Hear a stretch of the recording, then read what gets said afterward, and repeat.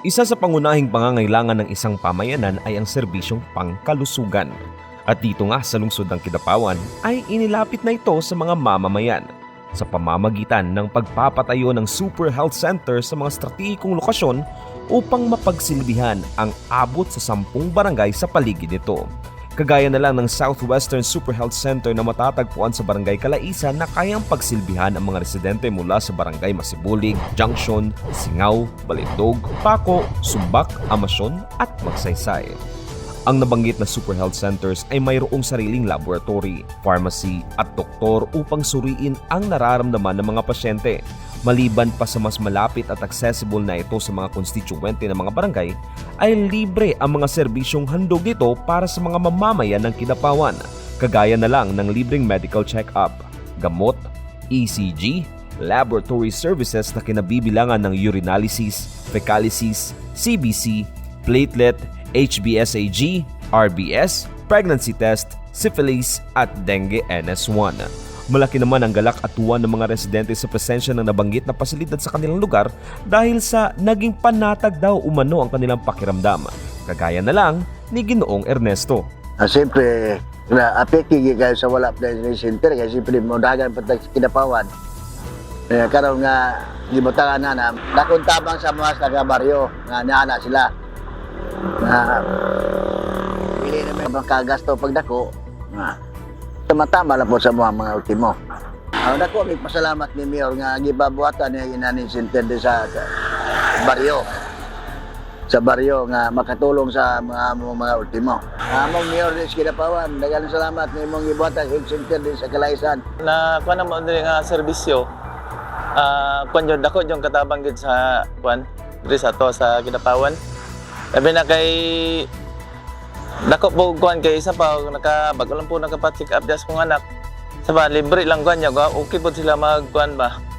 Sini gabi-abi po mas gwapo gud kayo kay isa pa libre ang ato ang kambal. Ako minsan sa mga viewer no. Mas dako po nalipay po nagdako kay labi na nga naa mi Super Health Clinic diri sa Barangay Calaisan og pagpasalamat po mi sa mo ang kuan sa mo ang Mayor, labi na si Atty. Pao Evangelista. Dili po tungod sila po, dili po ni wala po ni among kuandiri karon sa clinic. Maliban sa nabanggit ng mga serbisyong handog ng Super Health Centers ay inaabangan din ang opisyal na pagbubukas ng diagnostic imaging services nito para mas mapalawak pa ang serbisyong maihatid nito sa mga konstituwente ng lungsod. Abangan ninyo ang pag-abli and that is so soon. So dili lang kay kana no, kompleto ang Super Health Centers nato, upgraded version of our RHUs. So naatay diagnostic imaging like x-rays and ultrasounds. So hinihintay lang po natin yung mga licenses like yung PhilHealth and yung DOH licenses natin. And soon, we will open. And happy kayo po nga kaning mga Super Health Centers ang proyekto sa atong mayor aron mapaduol sa mga katawhan sa Kidapawan ang healthcare. So I just hope na suportahan nato ang mga proyekto sa ato ang mayor. For now, sir, our X-ray and ultrasound is dili pa siya fully functional since we are still waiting for the LTO license. However, pwede na po siya na mag-operate while ang results is hindi po siya pwede ipalabas.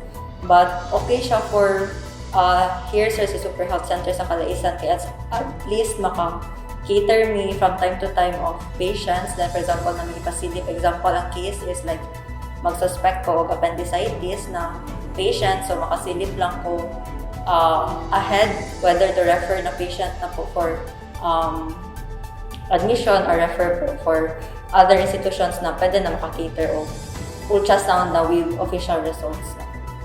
Sa mga barangay na constituents, so tayo mag-support mo sa barangay health diri sa Super Health na Calaisan, and also ano lang po nato itong mga residents na mo comply lang din sila what is being asked them gikan diri sa Super Health Center. Inaasa namang mas mapalawak pa ang mga serbisyong handog ng mga Super Health Center sa lungsod para sa ikauunlad ng bawat Kidapawenyo. Para sa CIO News, Balitang Pangkalusugan, ako si Von Clark Herrera ng City Information Office.